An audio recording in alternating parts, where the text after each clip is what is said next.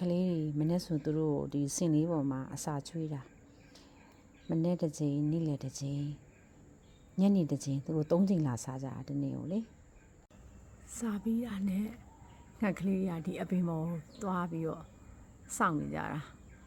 တချို့ကလည်းအရှိနောက်တောင်မြောက်အစုံပဲပြန်ကြ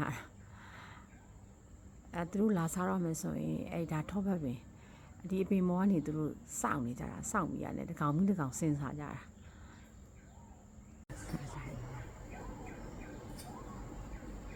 ဒီလိုမျိုးနေရနာ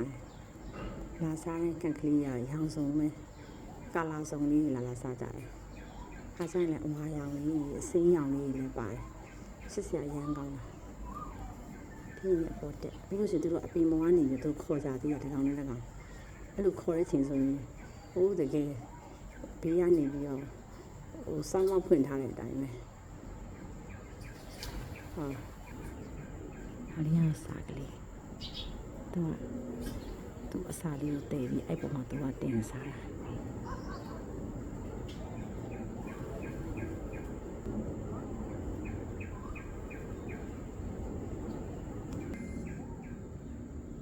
တောင်ပေါ်ကမြောက်ကလေးအော်နေတာကြားလားမသိဘူးဘောမှာစားပြရတယ်သူတို့တောင်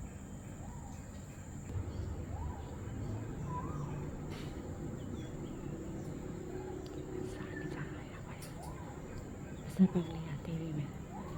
အစားတော့သူတို့ပြောချနိုင်တယ်သူတို့ကချက်ပေးသားသမင်းကျွေးရင်သူတို့ကြိုက်တယ်အစိစံနေသူတို့တိတ်မစားဘူးဆန်အစိမ့်လေးပါတယ်သူတို့မစားတတိထားမိသလားပါနှစ်မျိုးကျွေးနှစ်မျိုးကျွေးရင်ချက်ပေးသားအဲ့သမင်းလေးကပို့ကုန်နာမြန်တယ်ပြန်သွားကြတယ်အစားစိမ့်မစားရင်သူတို့ဟိုမှာကြောင်စကားတွေပြောနေကြဘေးကနေအမြင်ပဲပန်းခင်းလေးပွင့်နေတာစိတ်နှမ်းကြလာတော့မသိရမ်းလာတာပဲဒီနေ့ကမေလ9ရက်စနေနေ့အားလုံးကျန်းမာချမ်းသာကြပါစေ